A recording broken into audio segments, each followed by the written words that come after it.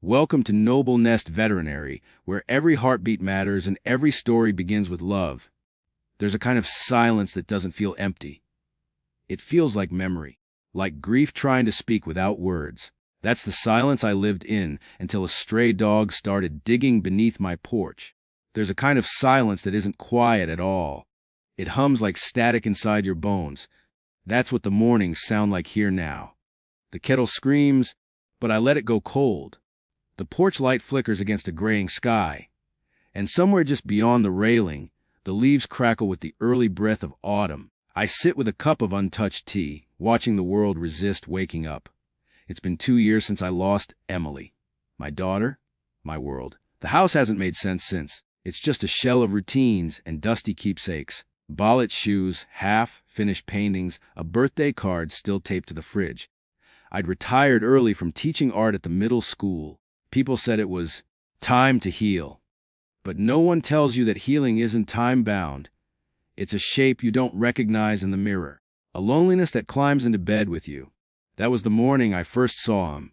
A flash of rust, brown fur darted across the yard. I thought it was a fox at first, the way he moved, low, anxious, alert. But he came back again the next day, and the next. I didn't call animal control. I didn't even move, really. I just sat and watched as he paced the edge of my porch, sniffing, scratching, circling like he knew something I didn't. By the 4th day, he started digging, always in the same spot, right beneath the front steps. He'd come at dawn and claw with frantic, urgent purpose, until his paws bled. I tried yelling, then whispering, then feeding him leftovers on a paper plate. That was the first time he let me see his eyes, deep, old, almost human. Around his neck was a faded green scarf, torn, threadbare, but clearly tied with care once. It fluttered when the wind picked up, and every time I saw it, I felt something in my chest tighten, like a name half forgotten on your tongue. I didn't know it then, but that scarf would change everything. I started talking to him. Not much, just little things. You're early today, or it's going to rain, or on bad days, I miss her too much today, little guy. He never barked, just looked at me with those eyes, then went back to his digging. Always digging. I named him Rook. It just felt right, strong but solitary, like the chess piece, loyal, protective, and only moved when it mattered. He wouldn't come inside, but he stayed close. Close enough I started leaving out blankets. Then a bowl of water. Then a painting, an old one of Emily dancing in a yellow field. I leaned it against the porch post. Rook sniffed it once, then lay beside it for hours like he understood. One rainy morning, the digging changed. He wasn't frantic anymore. He was focused, deliberate. He kept looking up at me, then back to the ground, whining low. I got on my knees. My joints ached, but I dug too. It didn't take long, maybe 6 inches down, maybe more, but what we found stopped the air in my lungs. A small rusted tin box. Inside, a faded photo of a girl, maybe 6 years old, holding the same green scarf Rook now wore. A note, water-damaged but legible.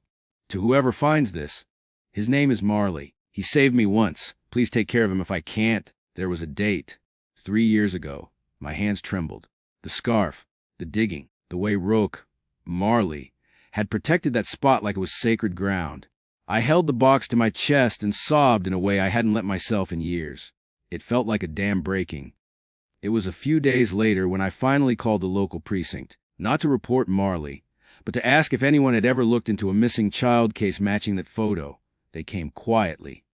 2 officers. I showed them the scarf, the box, the photo.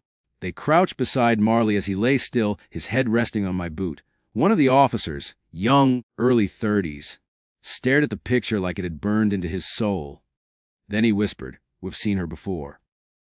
And then everything changed. The officers called in a unit, quietly, discreetly. Not the kind of chaos you see in TV dramas, no flashing lights or shouting. Just a low murmur on radios and the kind of silence that wraps around you when something sacred is happening. They asked if they could carefully excavate beneath the porch. I nodded, numb. Marley didn't move from my side. I couldn't watch, not at first. I went inside, stared blankly at the steam rising off a second cup of tea I wouldn't drink. But when the younger officer came in, his face pale, voice low, I knew I had to hear it. There were bones. Small, fragile, wrapped in a threadbare blanket with faded cartoon animals printed on it.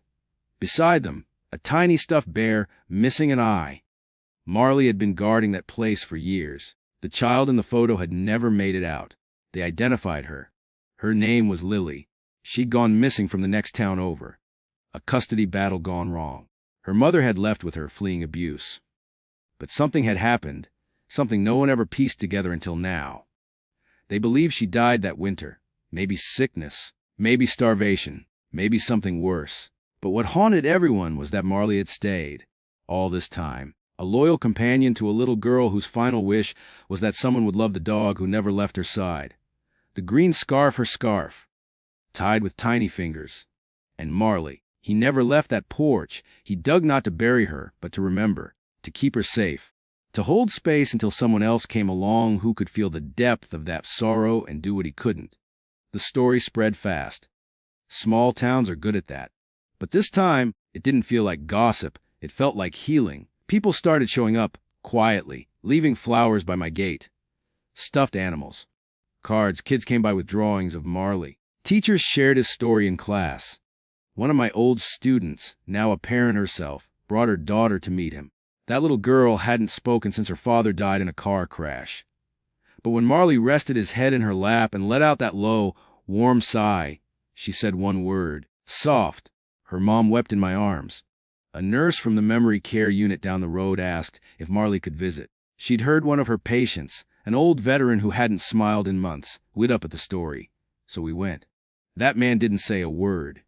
Just reached out, shaking, and stroked Marley's head. The next day, he asked to sit outside in the sun. I started painting again, not the way I used to. Big, abstract pieces meant for galleries. No. Now I painted Marley, the scarf, the eyes, the porch where he waited. One painted Lily. I used a photo from the box, but added details. I imagine a sun hat, purple shoes, freckles. Marley curled at her feet, guarding her in another world where no harm ever reached her. When I finished, I cried for an hour, but they were different tears this time, less hollow, more like release. A few weeks later, a woman showed up at my door. She looked like someone who had once been beautiful, but had lived too hard for too long. She held the painting of Lily I'd hung in the local coffee shop. Her hands shook. I'm her aunt, she said. My sister. Lily's mom was the one who ran. I didn't know where they went. I never stopped looking. We sat on the porch, Marley resting his chin in her lap. She said she always wondered if Lily had been scared in the end. I told her the truth. No, she had someone, and he never left her. Marley, Rook, stopped digging. Not right away, but gradually. Like he'd finally passed the torch, he started sleeping inside, on Emily's old beanbag chair. He liked the porch still, but only to watch the sun rise. Then he'd come in, rest his head against my leg, and exhale like the world was finally still. Sometimes I'd whisper to him, "You found her." Sometimes I wondered if he had found me too. 1 year later to the day, I stood on the porch again. The breeze carried the smell of jasmine, the kind Emily used to braid into flower crowns. Marley sat beside me, older now, but his eyes still held galaxies. I looked out at the soft hole he once dug. Grass had grown over it, wildflowers too. We didn't need a marker.